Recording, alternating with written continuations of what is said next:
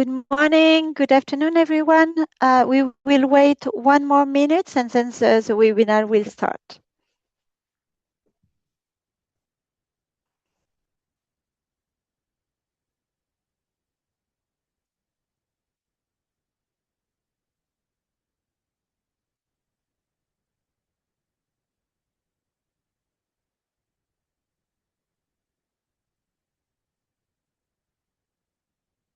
Okay, let's start. So again, good morning and good afternoon, everyone, and a very warm welcome. So we are very, very pleased to welcome you on this new webinars of the webinar series on anticipatory action and nutrition. Today we will focus on anticipatory action modeling to protect food and nutrition security. So today's session is co-organized by the Save the Children and the Anticipatory Action Taskforce on the Anticipatory Action and Nutrition Taskforce hosted by the GNT. And we will discuss the experience from the Save the Children in Malawi. So before we let me introduce your facilitators for today. So I'm 𝗘𝗴𝗶𝗀𝗵. I serve as a Nutrition, Climate, and Anticipatory Action Help Desk for the Global Nutrition Cluster. I'm also supporting 2 working groups. So I'm the chair of the Anticipatory Action and Task Force, and I'm also co-chair of the Climate Crisis and Nutrition Working Group. I'm really delighted also to be joined today by Nathalie Rochnik, who will be co-facilitating the session with me. So Nathalie is a senior nutrition advisor at Save the Children UK with over 25 years experience supporting multi-sector nutrition and public health program in Africa and Asia with a focus on prevention of malnutrition. Nathalie is also a part-time doctorate student at the Institute of Global Health at the University of Geneva. Welcome, Nathalie. Very nice to have you today. Next slide. So before we start, a few housekeeping rules. So first, today's webinar is translated into French. So if you want to use the interpretation, please click on the globe icon on the bottom of your screen, and you can select your preferred language. Next slide. So a few other housekeeping rules. So for the webinar, it will be recorded. All the recordings, the slide, and other resources will be posted on the GNC website and shared with you all soon afterwards. Please feel free to yourself in the chat. Tell us who you are, your name, where you are listening in from, and so that we know who we all are. Your mics and cameras are off to save on bandwidth, but you can ask your question using the Q&A box. It is next to the globe icon at the bottom of your screen. There will be also a dedicated time for Q&A, and for this session, you will be able to post your question directly to the speaker. And for this, you will just need to raise your hand and you will unmute your mic. You can also put your question in the Q&A box at any time during the webinar. And if you have any other generic question, please use the chat box. So the Q&A box will be really for questions relating to the presentation and the discussion. If you have any other issue with the interpretation, something you want to know in terms of more kind of the logistic of the webinar, then you can use the chat box. Next slide. So let me just walk through the agenda for today. So there will be a very short introduction from myself to provide a bit of background about the task force and the series of sessions on HEA nutrition. Then the webinar will unfold in three segments. So the first one, we will have a first set of presentations, and then we will have a panel discussion with Save the Children colleagues from Malawi. And finally, there will be a time for Q&A. Next slide. So let's jump into the topic and provide you a bit of the background about this Anticipatory Action and Nutrition Task Force. It was established in July 2025, and here to establish the task force, the GNC Climate Crisis Working Group conducted a survey and asking what are the challenging opportunities on anticipatory action and nutrition.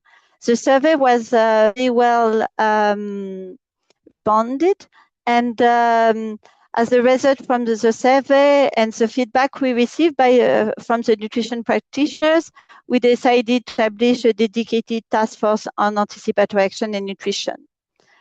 So the task force has started with three main objectives, with the main objective to drive concrete actions aligned with country-level priorities through three main activities: supporting tool development, sharing of country experience, and learning.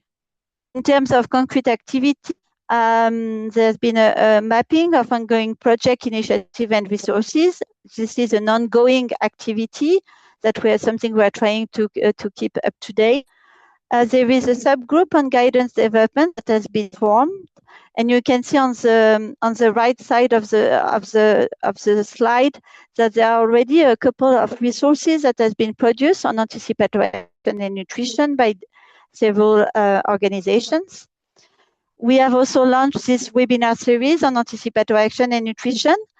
We are also now thinking and starting the drafting a positioning paper to support advocacy efforts. And also we are working jointly with a Global Food Security Cluster Anticipatory Action Working Group to conduct a series of awareness raising sessions on HEA for food security and nutrition.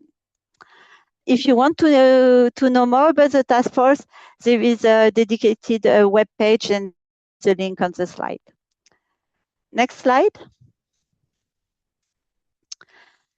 Just with this introduction, so this is a bit more detail about this webinar series on anticipatory action and nutrition.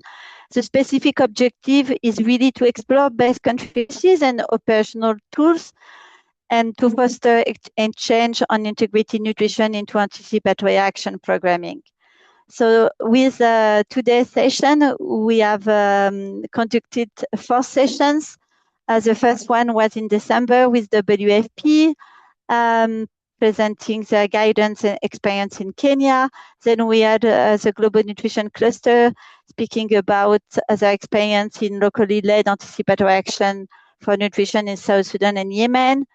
Then we had this hybrid at the HNPW week with different organizations spoke about their work.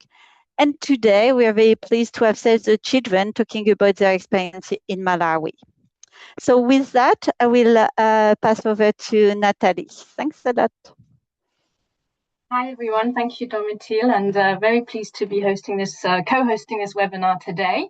So I'd like to introduce our first speakers. So we have Lisa Butenhoff, who is Head of Child Poverty and Climate at Save the Children International, and she comes with 20 years experience in humanitarian and the development sector, with more recent years over the past, recently over the past 3 years, focusing on integrating child-centered anticipatory action into programs and operations of Save the Children and partners.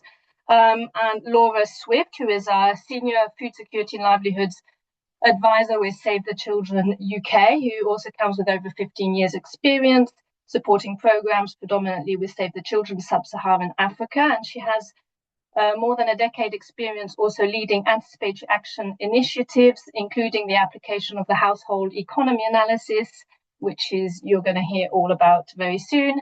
And Masoud Rana, who's a senior nutrition advisor with Save the Children UK as well. He's also a cost of the diet software lead and has over 17 years experience leading nutrition research, design, technical support across South Asia and Sub-Saharan Africa. And more recently has been working a lot on integrating nutrition modeling, interventions and nutrition anticipatory action. So I will now, we have actually, before they start speaking, we have a little poll for you all. So if we could go to the next slide, thank you. You will get these three poll questions all in one. So answer them all and then we'll look at the answers. So first, we just want to have a sense of your background. So the first question is, which of the following best describes your primary area of expertise? Is it nutrition, food security and livelihood, anticipatory action, or something else?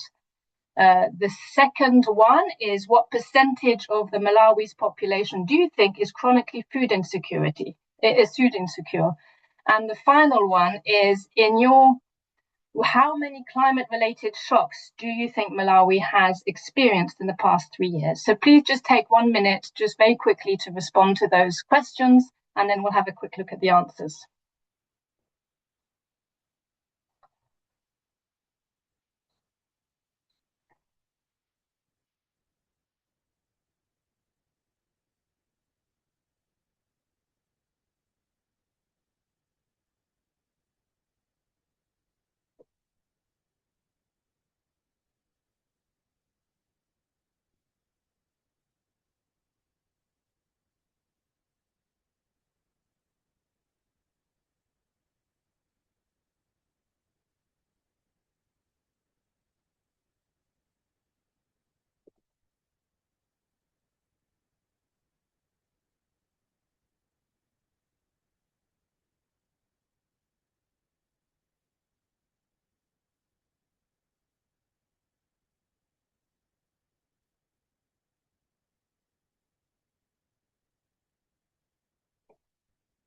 Sancha, I don't know how many we have come through. Maybe we can start sharing the results if most people have managed to answer them.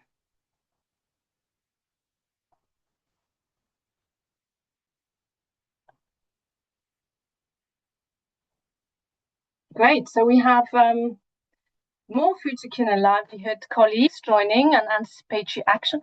Am I missing? Oh, sorry. No, nutrition. Sorry, 7%. So that's great to see. In terms of what percentage of the Malawi population do you think is chronically food insecure? It's actually 76%, according to the last SMART survey conducted in 2024, which 𝗘န့𝗴𝗶𝗀𝗶𝗀𝗶, who's speaking later, might talk about. And in your estimate, how many climate shocks? I can't quite see the answers that people have provided, but the answer is, okay, it depends how you define the climate shock, but there have been at least 5. We've had like 3 cyclones: Cyclone Freddy, Cyclone 𝗘희𝗴𝗶𝗀𝗶, Cyclone Jude.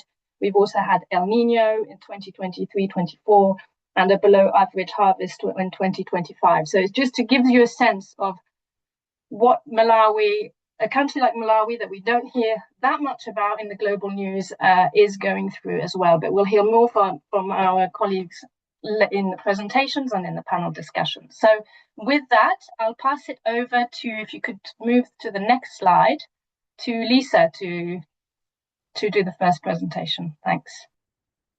Great. Thank you so much, Nat.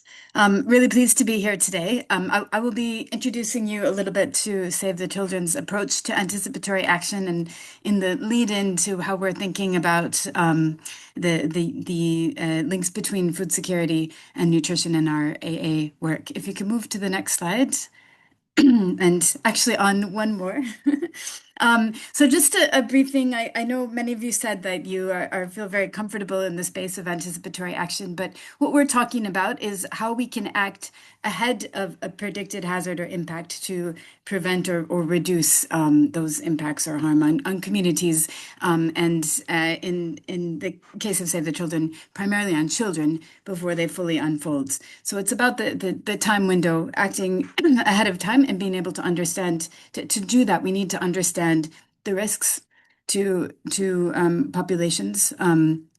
We need to understand how we're going to monitor those risks and also communicate about them, what we can do ahead of time, and depending on the window of opportunity we have and how precise our predictive information is, what are the things that we can do that will have the most impact, how we're going to fund it, and who we're going to do it with. That's quite important. So that's the way that we understand it at Save the Children. And if you move to the next slide, I think it's important to note that where our sort of formalized approach to early action really started primarily in the food security and livelihood space, and off the back of a lot of the work that Laura and colleagues have been doing with household economy analysis in over quite a long period of time now.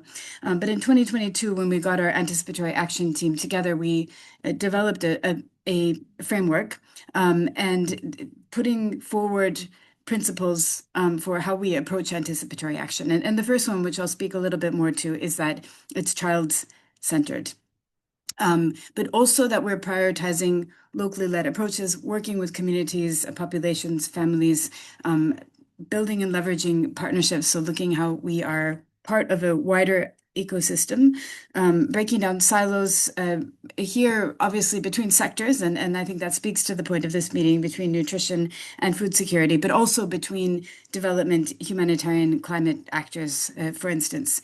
We're really keen to look at where we have the most value add within this ecosystem, and also emphasizing learning. So I'll say a little bit more in a second about the child-centered approach and how this links to our discussion today. But this slide shows where we have formal anticipatory action plans, either developed or in development. So this is a picture from last year, where we have, in red, you see the countries where we've activated anticipatory action, in yellow, places where we have plans in place. And it gives you an indication that we're working very much across different hazards.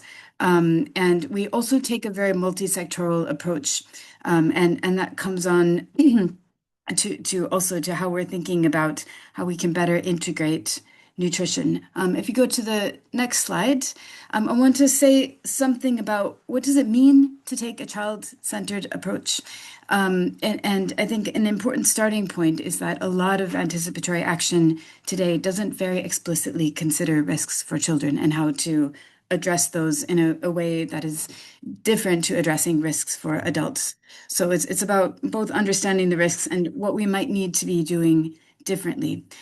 So for us, we've been thinking about this quite a lot, including how we can get children's own perspectives on risk. And there's been some really exciting work in the space of education and child protection, but also thinking a bit differently about what does it mean to forecast risks when we're talking about impacts on children, and what can we do differently to better understand the likely impacts and how we can prevent them.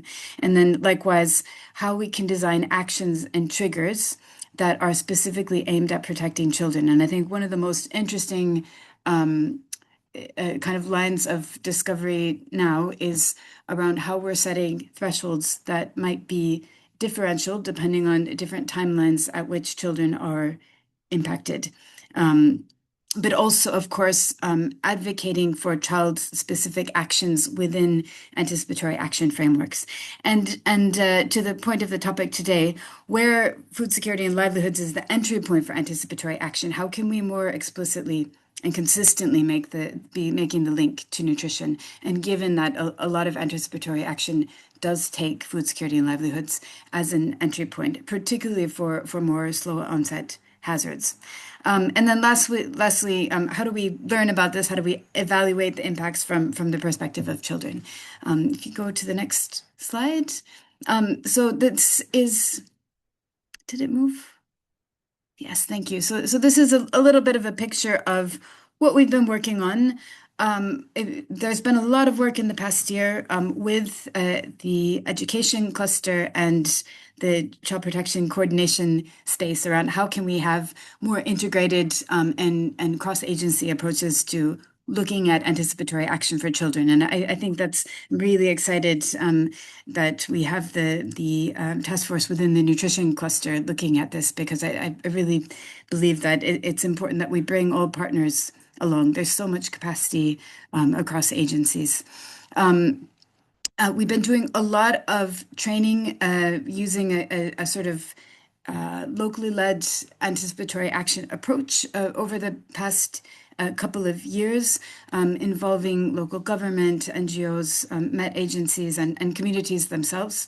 And we've also been doing a lot of advocating for how children can be integrated better into national level frameworks or interagency frameworks. If we go to the next slide. So going on to the topic for today, we're looking at a lot of risks when we consider nutrition, but the one that I think is most important for this discussion today is, the risk that households can't access adequate and nutritious food. And within Save the Children's kind of example activities that we've developed for anticipatory action, a primary focus here is on integrating malnutrition prevention, including food and non-food interventions into the plans. And if you go to the next slide, I think it's important to think about this not just from at the different levels at which we're addressing anticipatory action. So one is looking at which risk are we looking at? How are we going to forecast it? And then what can we do about it? So in this case, we're looking at the risk of households not being able to access adequate nutritious food. And we'll be talking today about HEA and cost of the diet as a methodology to help us understand likely impacts. And then we have a range of activities we can use to look at this. So maybe the last slide, I'll just reiterate some of these points that we're looking at. The challenge that a lot of the nutrition anticipatory action has focused a bit more on treatment pathways and not necessarily prevention from a food security angle. So how can we strengthen that? And given, again, a lot of anticipatory action is coming from a food security angle. And then likewise, by the time we see malnutrition emerging, it's too late for anticipatory action for many children. So we need to get better at both the prediction side and then also what we can do specifically and when to prevent these outcomes. So I will be handing over now to Laura and Masood to talk through this approach of how can we use household economy analysis and cost of the diet to improve what we're doing and better link food security and livelihoods and nutrition in the AA space. Laura, over to you. Great, thanks, Lisa, very much. So hi, everyone. I'm really happy to be here with you today to discuss how we're using HEA and cost of the diet analysis for nutrition integrated anticipatory action. And I'll be presenting alongside my colleague, Masood. If you could go to the next slide. So just in terms of the format of our presentation today, we'll provide a brief overview of the context in Malawi at the time of the analysis. We'll then provide an overview of the two tools that we used for this work, HEA and cost of the diet, and then we'll present some top-line results before touching on next steps. Next slide, please. So I'm going to take us back to the time when we carried out these HEA and cost of the diet analysis. This was back in late 2023 when El Nino was unfolding.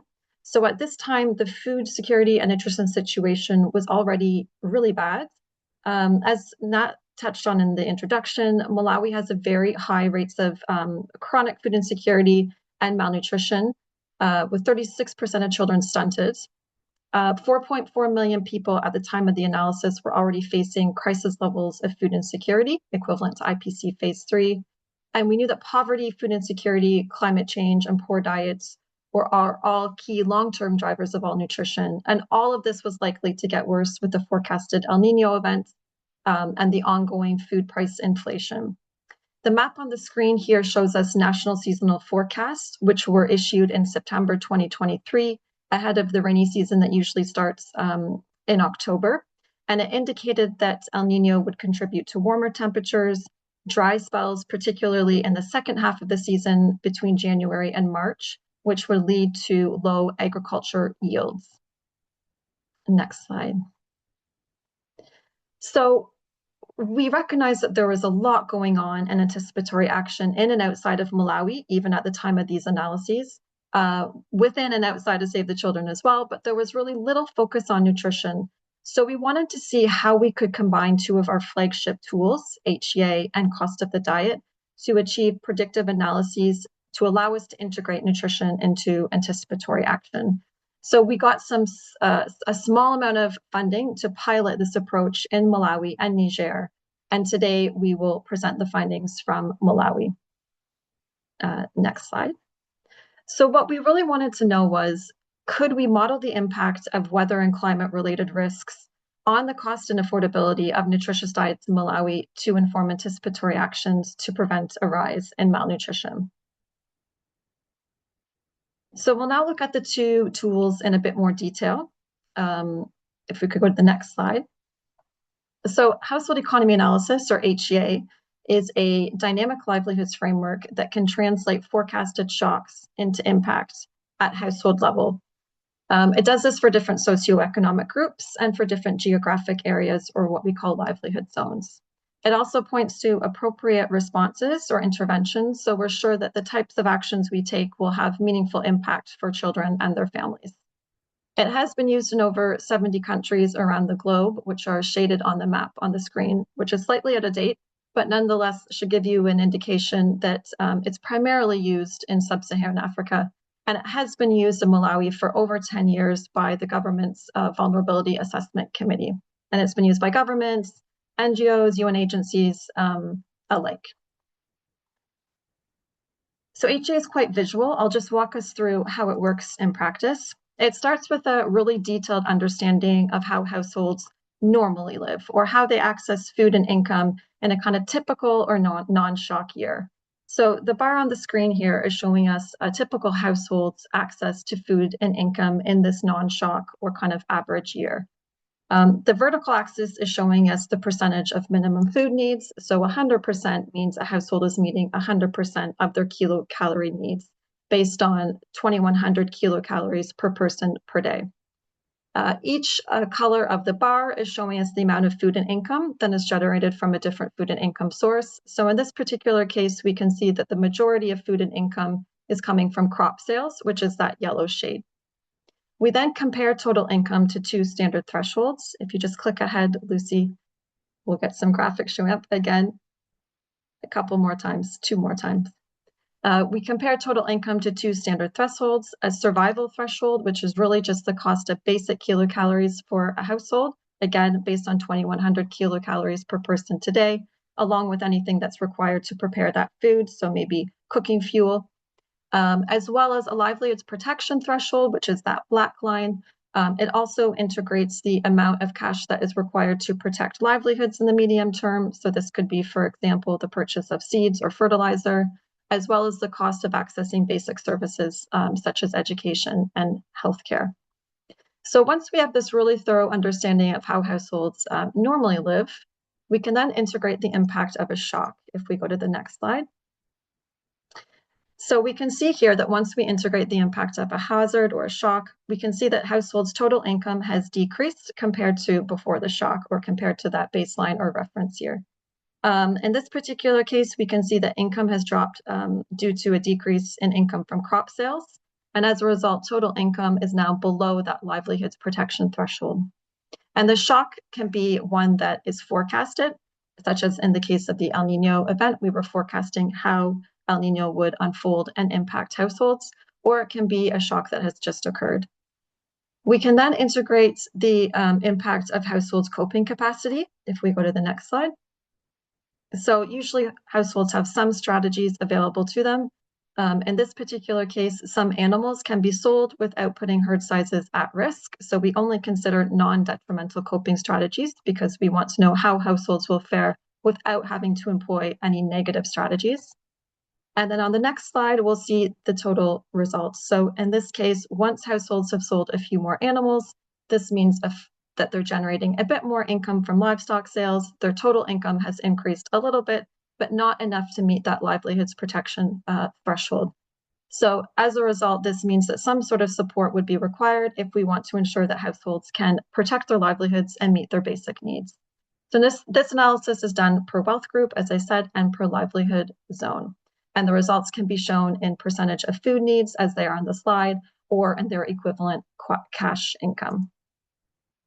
So on the next slide, we'll start looking at cost of the diet. So cost of the diet is both a method and software developed by Save the Children to estimate the lowest cost of a nutritious diet using locally available foods. So it does not simply ask what people currently eat. Instead, it asks, given local food prices, food availability, nutrient requirements, and typical food habits, what's the cheapest possible diet that could meet nutritional needs? We can then compare that cost with household income or expenditure to understand whether nutritious diets are affordable. Next slide, please. So cost of the diet, it's evidence-based, and it's been used globally for almost 2 decades. It's now been used in more than 50 countries by NGOs, UN agencies, governments, and researchers. It's also been used within WFP's Fill the Nutrient Gap approach. So it's a recognized method for understanding barriers to nutritious diets. And the key value is that it helps move the discussion from general food security to a more specific nutrition question. So not only whether households can access enough food, but whether they can afford a nutritious diet that meets nutrient needs. Next slide, please. So we wanted to bring these two tools together to predict future affordability gaps and to model nutrition-sensitive anticipatory action. So hopefully you would have seen that HEA brings information on food security and food access in terms of income, production, and expenditure. And cost of the diet brings information on the nutrient requirements, food prices, and food availability, which together should inform the affordability of nutritious diets and nutrition-sensitive anticipatory action. So if we go to the next slide, we'll now get into the fun stuff and we'll look at the results from the HEA and cost of the diet analyses in Malawi. Next slide. So we'll first look at HEA to know what it is telling us about the future impact of El Niño on children and households. So we developed a scenario for 2 livelihood zones in southern Malawi using the national forecast that I shared earlier. The scenario is on the slide here. So we assumed that there would be increased temperatures, below normal seasonal rainfall, with extended dry spells in the second half of the 2023-2024 agriculture season. This would lead to below average 2024 maize harvest. And we assumed that the poor economic conditions and very high staple food prices were likely to persist. Next slide. So I just would like to draw your attention to some key findings with regards to our analyses. If you can click once, Lucy, please. So the seasonal forecast, as I mentioned, is released in September. Click again. And this tells us about the rainy season that typically runs from October to March. If you can click again a couple times, Lucy. And then this will lead, this is ahead of the government-led annual HEA analysis, which feeds into the annual IPC analysis, typically around May, June, July. And this is ahead of the lean season, which typically begins around November. We, though, did our forecast-based HEA analysis much earlier than the typical analysis. We did it in December, although it could be done even earlier in October and November. And by doing it much earlier, based on forecast, it really opens up a couple windows of opportunity for us to act before households start to feel any impacts of a poor harvest.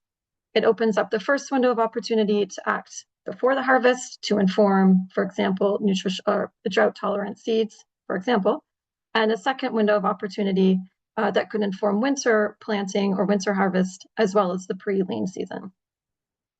Next slide, please. So now let's look at the results. If we go to the next slide. So we did, as I said, the analysis in 2 districts and 2 livelihood zones, and the results on the screen are for very poor households in Zomba district. So the results are comparing the reference or baseline or that typical year, that first bar, to the year once we integrated the impact of El Nino. That is the second bar. So that reference or baseline year runs from April 2013 to March 2020 to March 2014. This was deemed a kind of typical or average year. So what the graphic shows us is that once we integrate the impacts of the El Nino events, we see that there's been a dramatic decrease in households' access to food and income. The graph shows us that very poor households will face a large income and food gaps. If you just click ahead, Lucy, we can compare total income to those thresholds. So as a result, once we integrate El Nino, total income is significantly below both of those thresholds. And this is largely due to a decrease in food generated from own production, that's that blue shade, a decrease in income generated from agriculture sales, that's the orange shade, and a decrease in income generated from agricultural labor, that's the gray shade. So the analysis tells us then just exactly how households will be impacted by the El Nino event and by how much. If we go to the next slide, we'll also see that the analysis tells us when households will be impacted. So this graphic shows us the same results as we saw on the previous slide, but it's telling us the results by month. So each bar on the screen is showing us households' access to food and income per month and the source of food and income per month. So it's April, May, June, July, and so on and so forth. And again, the vertical axis is showing us the percentage of minimum food needs for the household. So what I just want to draw your attention to is that that food and income gaps, which are highlighted, are colored in red, they will start as early as July, which is much earlier than the typical lean season that starts in October or November. So this tells us that the gaps will be much more severe, but also much earlier than normal. It shows us that households will face income and food deficits not only in July and August, but much later in the year, they will intensify from November to March. They'll be slightly offset in the middle of the year with some irrigated winter crop production, but that won't be sufficient to support them throughout the lean season. So going back to when the analysis is normally done, which is June and July, if we had waited until June and July, it would have been too late. Households were already facing food and income gaps. And so it would be too late to enter in order to allow us to act to help to offset those gaps. So I'm now going to hand over to Masood to walk us through what the cost of the diet was telling us. Thank you, Laura. Hi, everyone. It's great to be here. So in this section, I'll mainly focus on the cost of the diet, and especially what it tells us about the cost and affordability of nutritious diet in Malawi. And we will be looking both at the recent trends and also looking forward to how this can inform anticipatory action. Next slide, please. So for the Malawi analysis, we combined essentially food price, nutrition requirements for individuals or households, then food consumption pattern, dietary habits, and household level income data. So for the food prices, we used WFP's monthly market monitoring data, and we tracked from that data around 29 different food items across 77 different markets in 26 districts in Malawi. For income and affordability analysis, we used a national level income data for broader trend analysis throughout the country. And for predictive analysis at the subnational level, we used income data from household economy analysis. Once we had all the data, we used the cost of the diet software and used the linear programming to identify the lowest cost and the combination of locally available food that can meet the nutritional needs for our target family. And this allowed us to ask not only whether people can afford enough calories, but also whether they can afford a nutritious diet to meet all of their nutritional requirements, both macro and micronutrients. Next slide, please. So in this slide, this is the first major finding, and we will talk about the scale of food price inflation. And you can see here, this is how the price of maize has increased between 2021 and 2025. And it has increased nearly 7 times, which is a massive increase. And this matters, especially maize in Malawi, because this is central to households' food security. And when the price of maize rises that sharply, it also affects households' purchasing power of other nutritious food. Next slide, please. So beyond maize, as I was talking about, we tracked 29 different food items. So there are some selected food items, and you can see the price of other food items also increased very sharply. For example, cassava, vegetables, eggs, rice, cowpeas, tomatoes. So this wasn't, the last few years hasn't been very easy for Malawian households. Next slide, please. After we looked at all the food price data, here we'll be looking at the cost of a nutritious diet. I should clarify, during the analysis, we actually analyzed multiple different kinds of diet. There was a diet that only looked at what would be the cost of meeting only calorie needs for a household.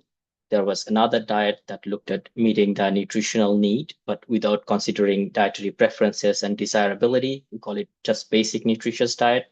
But the one I'm presenting here is a culturally adapted nutritious diet. That means it meets the household's overall nutritional requirements, as well as their food preference, cultural acceptability, those sort of things. And this trend shows how the cost has increased over time. And in the last 4 years, every year, the compounded annual growth rate for cost of a food habit nutritious diet or desirable nutritious diet was around 55%. So overall, this is nearly 4 times, at least like last year in June, the cost of the nutritious diet was 4 times what it was back in April 2021.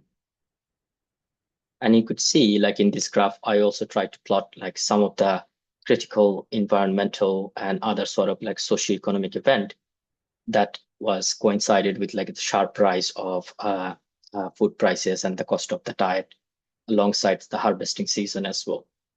So the overall rise in the cost wasn't just because of 1 or 2 disasters, but is the compounded effect of multiple different disasters and crises. Next slide, please.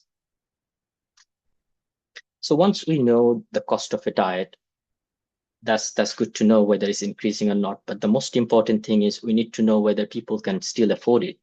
If the cost of the diet is going up and people's income is also going up, then probably the problem isn't that severe.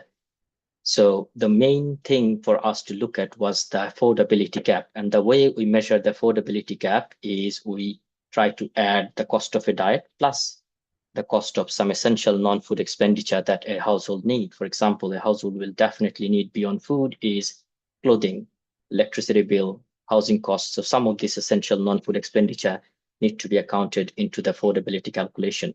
So if we combine the cost of the diet and the cost of non-food expenditure, which is the graph of the top, and then compare it against the household income, which is at the bottom, whatever would be the difference between them would be the gap. And if the income was higher, household would definitely have surplus, but sadly that wasn't the case.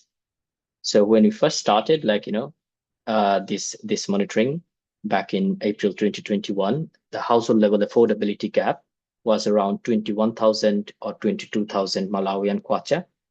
And after 4 years of monitoring, the gap has widened massively, more than 200,000 kwacha per month. So that's sort of like a tenfold increase in household affordability gap. So the cost of the diet has gone up, but the income hasn't increased that much. So this is a severe situation, as you can tell.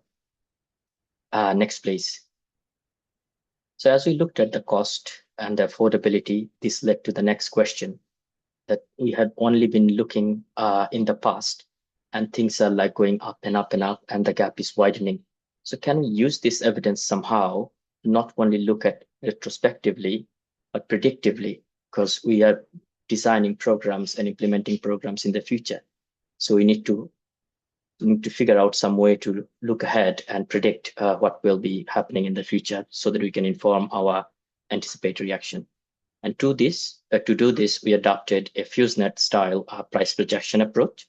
This means This means like, we are situating the analysis geographically, which helps us to understand the typical market behavior and analyzing the current market conditions. And based on that, we developed our assumptions and combining the technical price projections with the expert judgment. The aim was never to predict the future perfectly, but to generate a plausible planning scenario that could support the anticipatory action. And thanks for moving to the next slide, Lucy. So here you could see the results of the projection that we did. So we tried to project the food prices and affordability 6 months in the future. And not only that, we did that, we also tried to compare that as the time passes with the actual data as we got the data from the World Food Programme. And you could see from this graph, even though like not very clearly because the numbers are not there, but in most cases, our projections were pretty close for most months. But we tried to estimate the level of error that whether this, even though we didn't want like 100% accuracy, but we needed like, some sort of reliable estimate. And when we try to test the reliability, which would be in the next slide, please, we found that the level of error was very acceptable. So if you see at the bottom of this table, the mean absolute percentage error was around 8%, which is reasonably encouraging for this type of operational projection. It suggests that the approach is useful for planning. Next, please. So what we did when we had the projected food price data, of course, as my colleague Laura was talking about, we wanted to use this information, the level of affordability gap, what will be in the future, the cost of the diet in the future. We tried to see like what kind and what the level of support would be needed to minimize this affordability gap. Lucy, if you can please like click next for the 3 more times now, because we will have like 4 different thresholds. So here you could see like this slide, in this slide, we brought together both household economy analysis and cost of the diet together. HEA definitely gives us the survival and the livelihood protection threshold, and cost of the diet adds 2 new nutritional focus threshold. The first one is the basic nutritious diet threshold. That one I mentioned before, because we tried to estimate various different kinds of nutritious diet. So the nutritious diet threshold is the minimum cost of a nutritious diet, but that doesn't take into account dietary practices and habits and desirability. And then we of course have the most practical but the most ambitious threshold, which is the desirable nutritious diet threshold. So in this example, because we have done like many more modeling of many more interventions, but this is one example for you to see here. So here for the very poor household in livelihood zone 6, that was a subnational level analysis, the income alone was very evidently was far below all of the thresholds, right? And even when we are adding cash, it wasn't enough to meet even the survival threshold, let alone livelihood protection and nutrition threshold. But as we keep adding the food transfer, it's not necessarily food transfer, it's essentially like agricultural inputs that will result into food production and consumption for the household, both maize and sweet potato. Then we see that like, is meeting the need, or at least like increasing the household's capacity to cross the livelihood protection threshold, survival threshold, as well as nearly touching the basic nutritious threshold. Next slide, please. So once we do this modeling, of course, like we'll always have to look at the reality, but the example was shown because it's not only showing us like what intervention would be effective and potentially to what extent, but also when you combine the cost of the diet analysis with HEA, it also tells us when to act. For example, the 3 different intervention within an intervention package we just showed in the previous analysis that would help to alleviate the affordability gap. In this graph, we can in this table we can also see like when to act, right? In March and April, the agricultural inputs should have gone out, and at the same time, like between April and September, a cash support would have helped. And you would remember my colleague Laura was showing about this monthly gaps, that when the disaster would hit, when the lean period is, And based on that, these periods were decided. So the key point is if HEA tells us when the gap is likely to emerge, cost of the diet definitely helps us to understand the packages needed to protect nutritious diet. And this is just an example what we showed you, but you could always use these tools to adapt for your own context. Next slide. So what does it mean at the end? What is the overall conclusion? Next, please. The main conclusion is that Malawi was definitely facing a large and predicted income and food and nutrition gaps. In Zomba and Neno, HEA projected that a large portion of the population would face significant food and income gaps due to El Nino and other factors. And at the same time, cost of the diet showed us that the affordability gap for nutritious diet has been rising very sharply. So the risk was not only food insecurity, but a growing nutrition affordability crisis. Next, please. And we have definitely identified a lot of clear opportunities through this research. So one was globally, if we use this approach, at least in many other countries, this will fill an evidence gap around nutrition and child-centered anticipatory action. It also creates entry points across agriculture, nutrition, social protection, climate adaptation, and humanitarian response. And when we discussed this thing with country level stakeholders, they were super excited and they wanted this type of analysis to happen more frequently, showing that there is a huge interest at the country level to use this intelligence to inform policy making as well. Next. Of course, what me and Laura was talking about is only a portion of a larger research. So if you're interested to learn a bit more about cost of the diet and HEA and the work we have done in Malawi, here is the link of 2 reports you could look at. And with that, I will say thank you very much to everyone who listened to our presentation, and I will hand it over to you, Natalie. Thanks so much, Masood, Laura, Lisa. I just wanted to add that even though this has sort of all happened in the past, that Save the Children is planning to replicate these analyses near the end of this year for the upcoming El Nino season, which is predicted next year. So stay tuned, and hopefully we can share those when those come. And now I'm really pleased to introduce our three panel speakers for our discussion.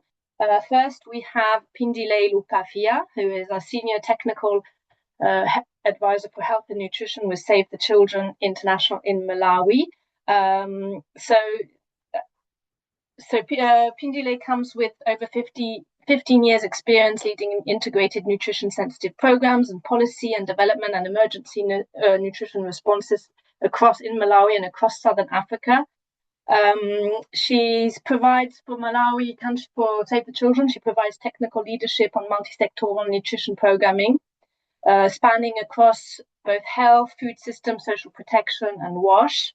And she is also has led the development of major sort of nutrition climate resilience programming and responses to climate crises and strengthening nutrition preparedness and surveillance and anticipatory action and response in Malawi. Steve 𝗘HIV𝗴𝗶𝗀𝗶𝗀𝗶 is our Humanitarian Affairs and Anticipatory Action Manager, who's also with Save the Children International in Malawi. And he's a seasoned humanitarian development expert with more than 15 years experience and an active member of the Southern African Regional National Anticipatory Action Technical Working Group. And he's also currently doing a PhD with the Agriculture and Resource Economics in Agriculture and Resource Economics and 𝗘HIV𝗴𝗶𝗀𝗶𝗀𝗶 is our Senior Child Poverty Advisor with Save International Malawi as well. She is a development specialist with over 15 years of experience in agriculture, nutrition-sensitive programming, market systems, development and resilience building. And so she does a lot of work with farmer organization communities and development partners to strengthen food security, improve nutrition outcomes, and promote sustainable livelihoods in rural areas. So with that, I am going to ask a question to each of our panelists. The first one to 𝗘HIV𝗴𝗶𝗀𝗶𝗀𝗶, could you tell us a bit more about, from your experience, the nutrition situation in Malawi? Pindile, I hope you're here. All right. Thank you so much, Natalie. So Malawi is facing an unfolding nutrition crisis, both as regards to chronic malnutrition, and also acute malnutrition. For example, our stunting levels are stalled at 38%. And yet we're coming from the history where we incredibly reduced stunting by 10% between 2010 and 2015. But over the past decade, since 2015, we have stalled at 37 or 38%. And when it comes to the acute malnutrition situation, it looks like we are taking a worse off trajectory as well, because our current GAM levels are at 3.6%. And yet we are coming from a history where our GAM levels were only scoring at 0.5% around 2019. And lately, what we are observing is that there is an increase in poor dietary quality, especially among children under 2. I would give us an example to say in the most climate vulnerable zones, and also during the lean season, the situation gets even worse off, because our SMART survey of 2024 showed us that in the climate vulnerable zones, children under 2, only 3.1% of them were achieving minimum acceptable diet. And if we compare these to the national threshold of 13%, it actually is showing us on how the situation is deteriorating when it comes to safeguarding the dietary quality of children under 2. And we might be asking ourselves, what is contributing to this situation? So what we are observing is that climate shocks, food insecurity, and economic pressures are driving a deterioration of nutrition and nutrition in diet outcomes. And I'll just give us a scenario for us to appreciate where we're coming from. So the country is continuing to experience climate shocks that are advancing in frequency and intensity. It starts off from 2019, where we experienced Cyclone Idai, and then Cyclone Gombe in 2022, and then Cyclone Freddy in 2023, then Cyclone Chido in 2024, and again Cyclone Judy in 2025. And in between all this, we were also experiencing El Nino drought. And therefore, this compounding with our worsening macroeconomic situation, as you have heard from Masudi, how the affordability of a nutrition diet continues to increase in Malawi. These compounding effects are significantly robbing the nation of the gains that we have registered over the years in reducing malnutrition. And whilst we acknowledge and commend the government in having strong monitoring and reporting systems, there is still a gap when it comes to early warning response systems. And this is a missed opportunity for us to integrate nutrition in overall anticipatory action mechanisms and processes, especially when it comes to ensuring that there is a good representation of nutrition when it comes to the targeting, the coverage of the interventions, and also the intervention package of resilience and anticipatory action activities. And that is why such processes that we're doing with the cost of the diet and HEA analysis are critical for us to influence policies, decision-making when it comes to emergency response and anticipatory action in Malawi. And let me commend the government and partners that have put in great efforts in addressing malnutrition. However, we are observing that the system remains more reactive than anticipatory. As I had said earlier, whilst we have a strong experience in integrated nutrition sensitive programming, where we are falling short is when it comes to treating acute malnutrition and delivering anticipatory action and emergency response interventions for nutrition. I'll just give us an example so that maybe we can appreciate what this is all about. So when we look at our emergency response, we have within the government the MVAC programming, and which provides multi-purpose cash transfer. But if you look at the value of the transfer levels and also the coverage, it doesn't adequately represent the nutrition needs of our vulnerable communities. For example, the current multi-purpose cash transfer value is pegged at a 50 kg bag of maize, and that does not adequately represent the nutrition needs of our children. And later on, if you look at the social protection programming, our country has conducive nutrition-sensitive social protection policies. However, they lack in coverage and adequacy for addressing nutrition needs of pregnant lactating women and children under 5. For example, our social protection programming only covers for only 7.2% of children under 5, which is a huge gap, really. And when it comes to coverage of other prevention activities, for example, the adolescent nutrition, the coverage is really insufficient. And therefore, we are missing out in terms of integrating nutrition in the anticipatory resilience and emergency response activities, because if we miss it, these are the situation that will still contribute to increase in stunting over time. So whilst I have said this, I guess my takeaway in everything that I've said is that Malawi's nutrition crisis is no longer driven by isolated shocks, that the accumulative effects of climate change, food insecurity, economic stress, and also to some extent funding constraints.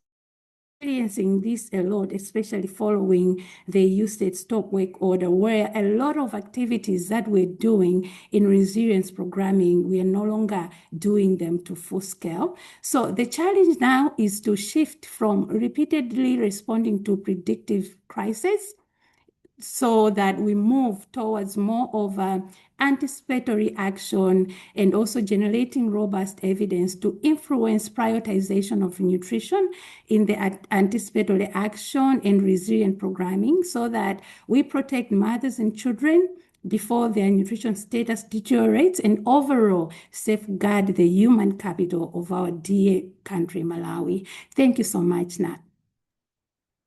Thank you so much, 𝗵𝗍𝗪. Yeah, a really good message. Now over to you, Steve. And the question to you is, could you tell us a bit more about the anticipatory action frameworks that exist in Malawi, and what are the gaps that you see? Thanks. Okay, thanks, Natalia, and thanks everyone on the call. Building on what my colleagues have already shared, I will just give you our journey on the anticipatory action in Malawi.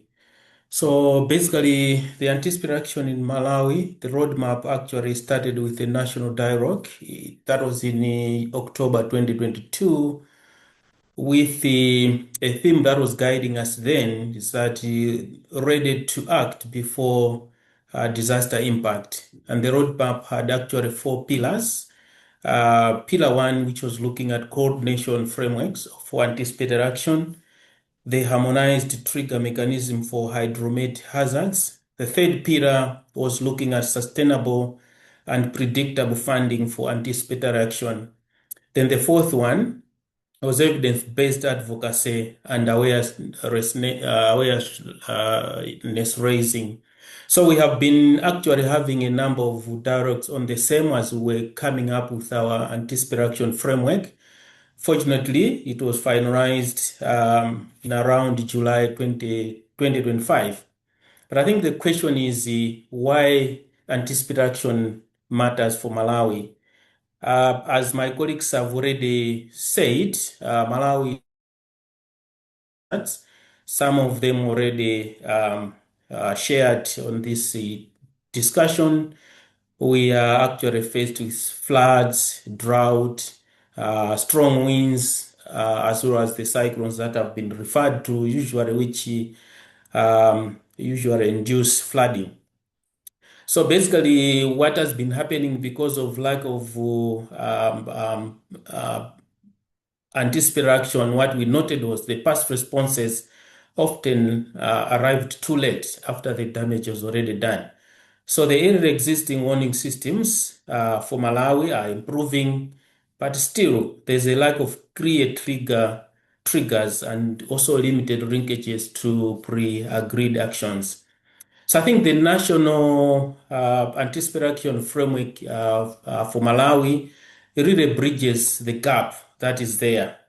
And we are thinking that is bridging that gap by ensuring that we are operationalizing the forecast and impact data.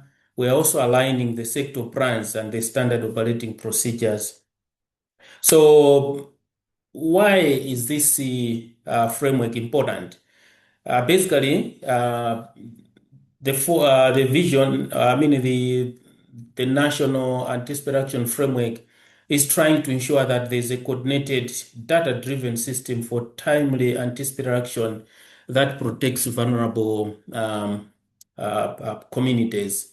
And the scope of the framework is actually focusing on, at the moment, flooding, drought, and strong winds.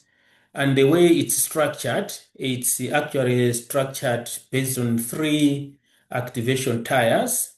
So it looks at preparedness, which is a pre-season. It also looks at readiness, which is basically forecast-based, and also the actual activation, which is actually triggered action. And this framework is not operating in a vacuum. Actually, it's linked to a number of frameworks in the country and also the other policies that are available at the moment. Maybe just to share broadly, the framework actually, it should be noted by that it's actually cluster based. So we use the cluster approach, which actually covers all the thematic areas, which include the nutrition issues we are talking about, food security, agriculture, health, and many other sectors. So for instance, I'll give an example, like the current, the 2025 preparedness plan for food and nutrition security crisis actually position anticipatory action as a key mechanism for mitigating food and nutrition crisis, especially those that are triggered by droughts. So you will see that the framework is actually supporting that response. For instance, under the agriculture drought, there are some trigger thresholds that are already embedded in the framework.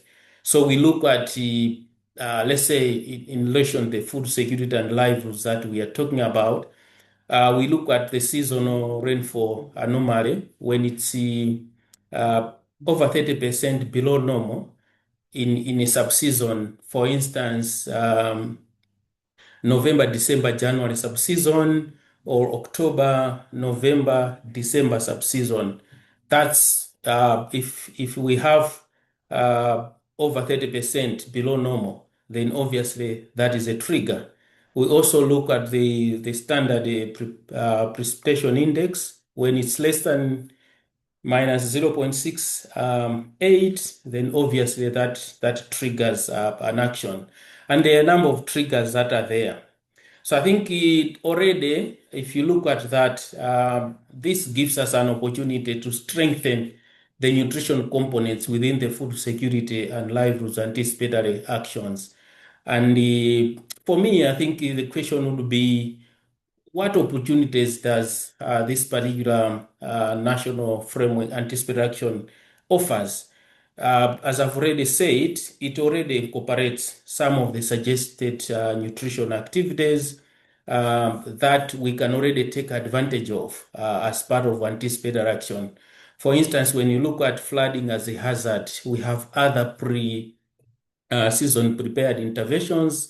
I'll give an example of, let's say, maybe prepositioning of emergency supplies. We could train maybe healthy staff. We could do screening for nutrition. We could do preposition of trauma kits, and also even do quick nutrition stock status verification. That would help as one of the AA interventions.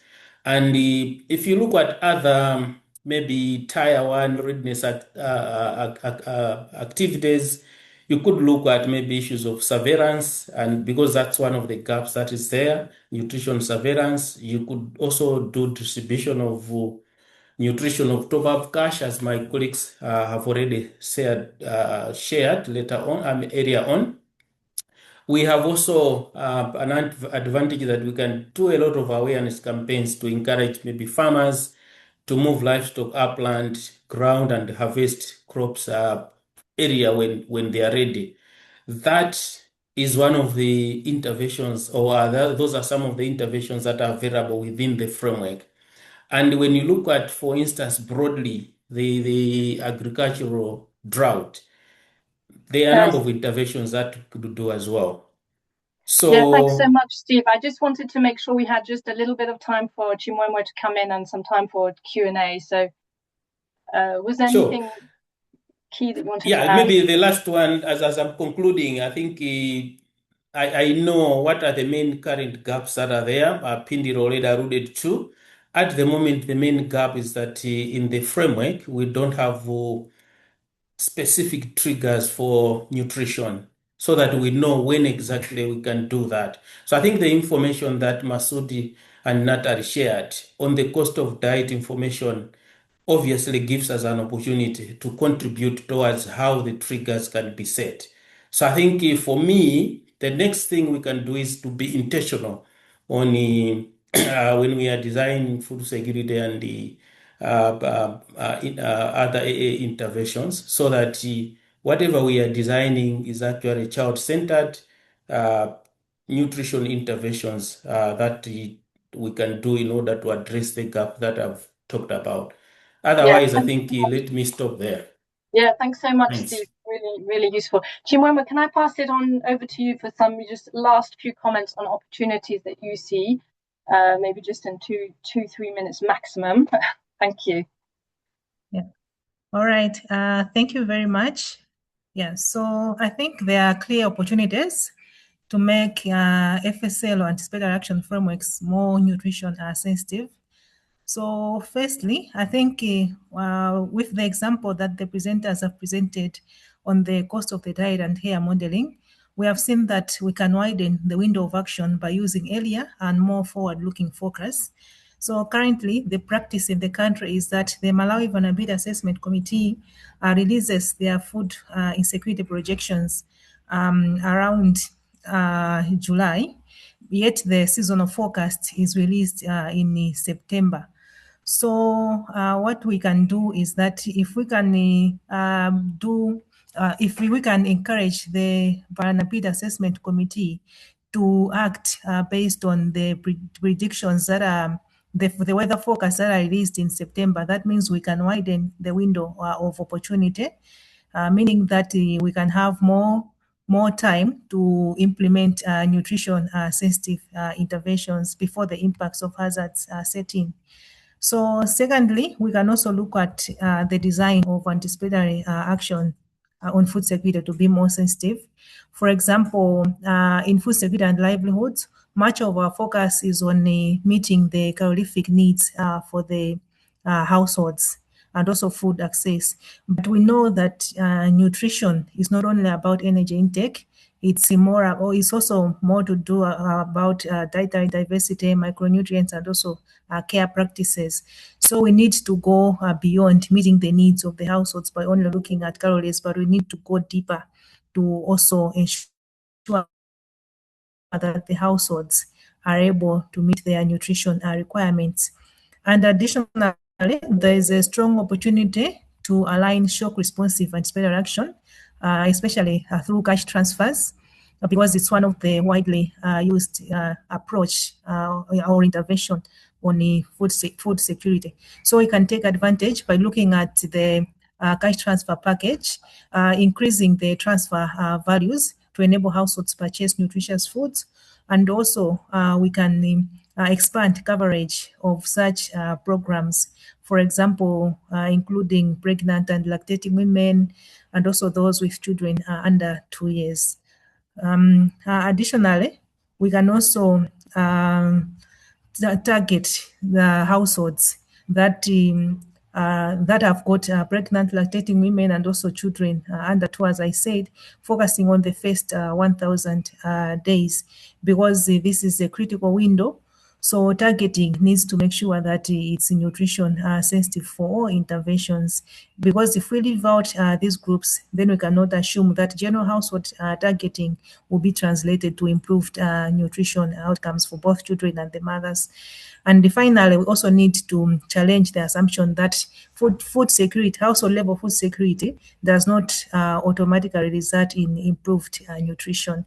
So we really need to put in place deliberate efforts and the mechanisms to ensure that all our AA interventions on FSL are integrating nutrition. Thank you very much. Thanks so much, Chuma. Really good point to end with. Can I pass it over back to you, Domiti, for the Q&A? Yes, thanks a lot, Natalie. Thanks a lot to our presenters and panelists. It was really interesting. Lot of great content and ideas to integration into further integrate nutrition into FL, food security and livelihood and framework, anticipatory framework.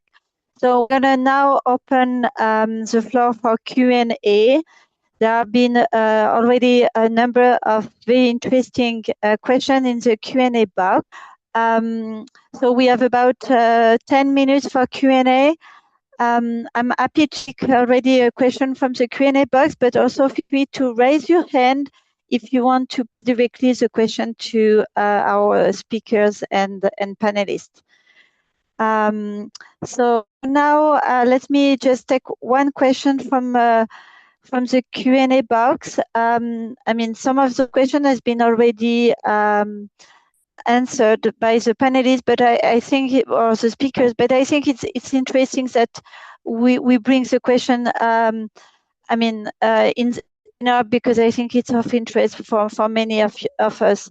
So maybe I will start with a point that was made by 𝗘្န့𝗴𝗹𝗶𝘀𝗵, and he was asking about how this kind of household economy approach be also used in the case of major urban cities. So the this asking, given that household economy approach baselines are largely unavailable for Malawi's major urban cities, how do you propose applying the household economy approach, cost of the diet approach in these settings? Specifically, sources will be used to define urban wealth groups, income patterns, and expenditure profiles, ensure that diet affordability estimates are robust and representative. So I don't know if one of our speaker of this one takes this question. So yes, how this is applicable in the context in urban context.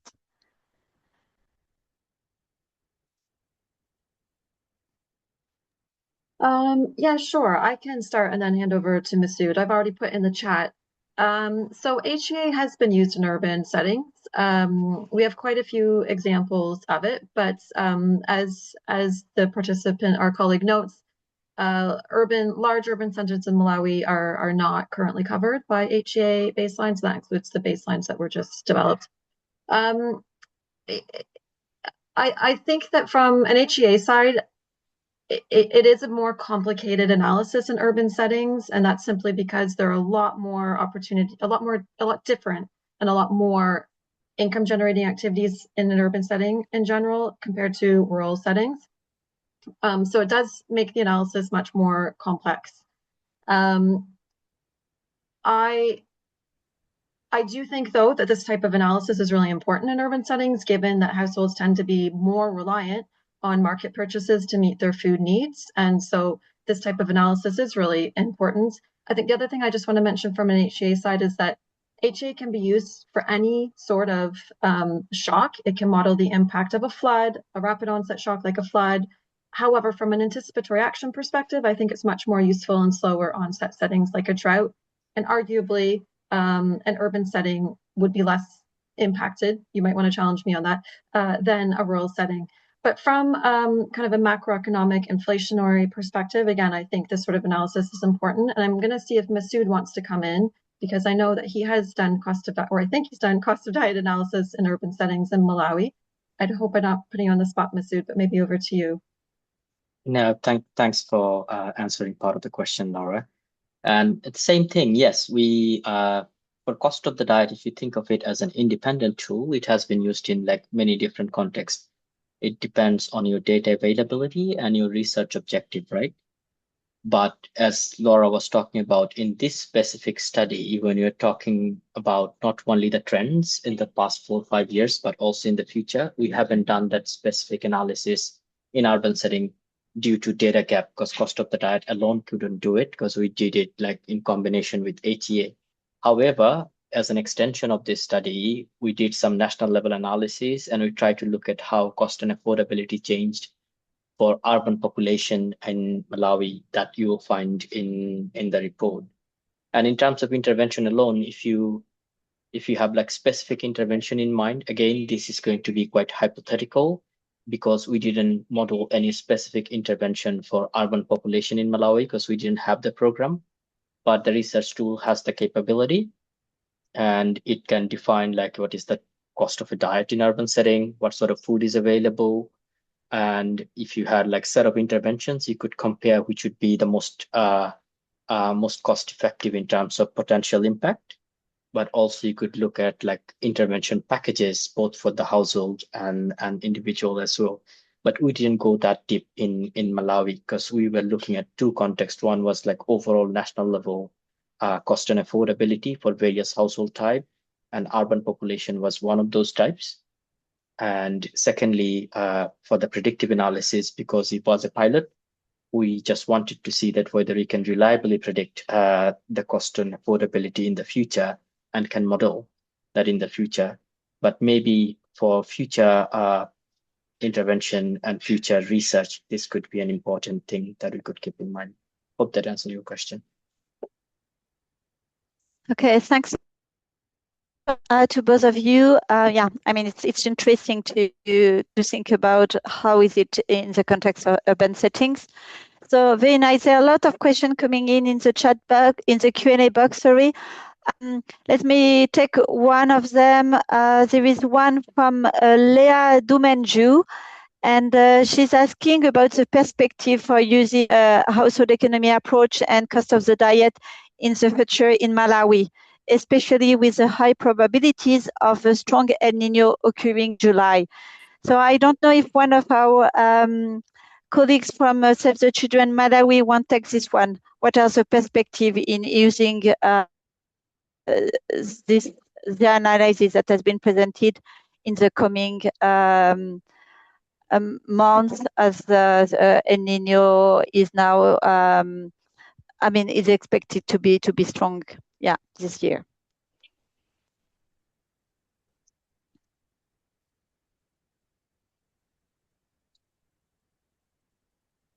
𝗘়HIV, do you want to come in? Yes, Natalie, I can respond to that.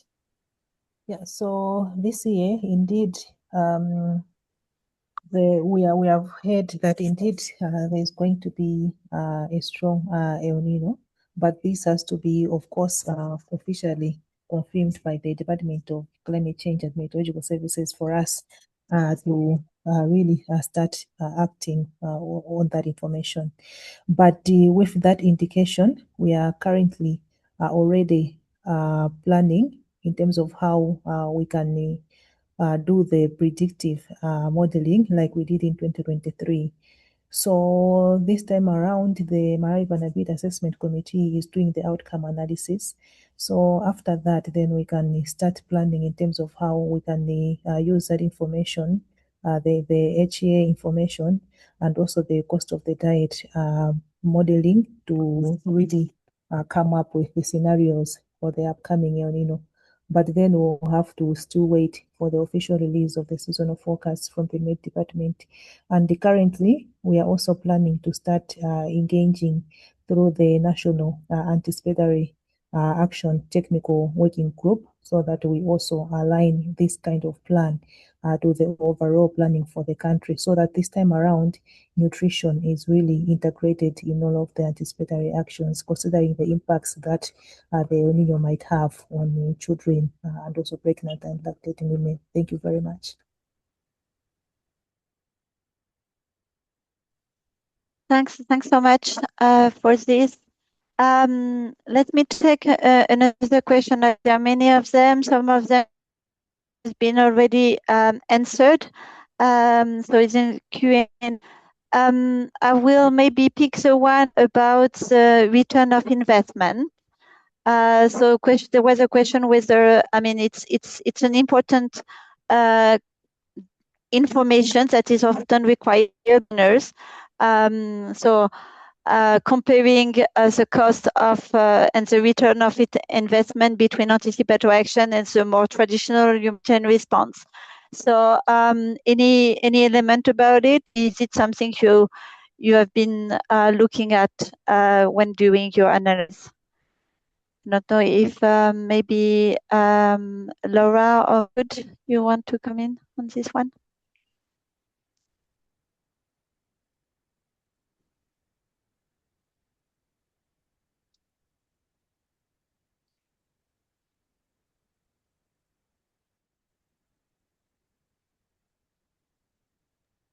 Sorry, 𝗘𝗵𝗶𝗀𝗶𝗶, I'm having mic issues. I might ask someone else to take it. Apologies. Yeah, Masood, do you want to come in?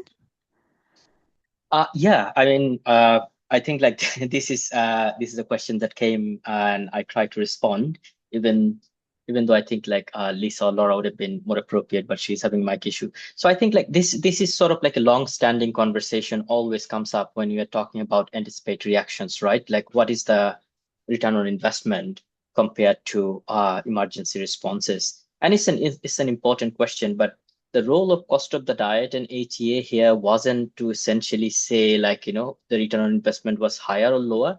What we tried to do in this case more specifically was to try and identify intervention which would potentially have the most effect in reducing the affordability gap, is essentially also ensuring like when would be the best time for anticipatory action if we are to do it. And if we are going for anticipatory action, if we choose the intervention based on evidence rather than just based on consensus or like non-evidence based, we'll make sure that like we reach out to more people with the most effective intervention that will ensure the value for money. I think like that's sort of like the background thinking in our research. But I think like the question of ROI is an important one, which could start after we start implementing the anticipatory action, and then can run an ROI analysis building on this intervention that's recommended or identified through a cost of the diet and HEA analysis. I think that sort of research needs to be done. And I think maybe not only in one country, in multiple countries, to build confidence in anticipatory action. And I think like people are trying to work on this thing more and more. Yes, thanks so much. Oh, sorry, Dominic. Thanks a lot. Yeah, no, thanks a lot for this element. And we are running a bit out of time, so I'm gonna close now the Q&A. And I mean, there is still question in the Q&A box.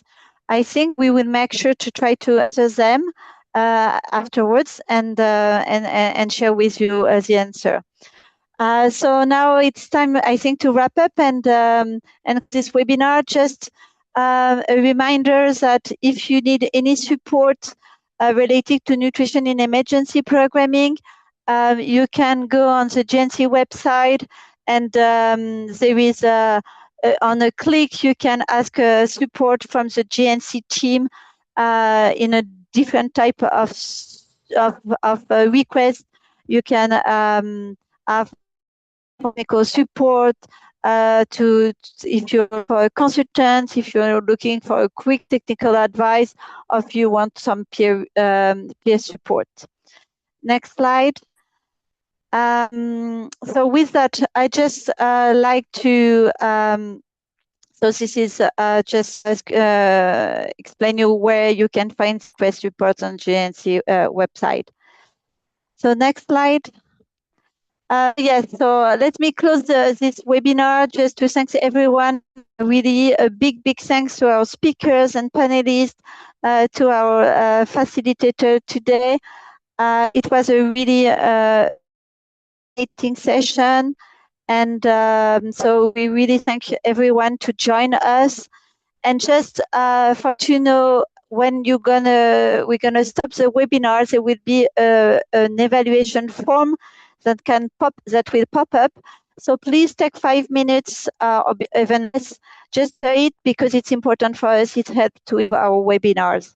So with that, again, thanks a lot, and have a wonderful rest of the day, everyone. Goodbye.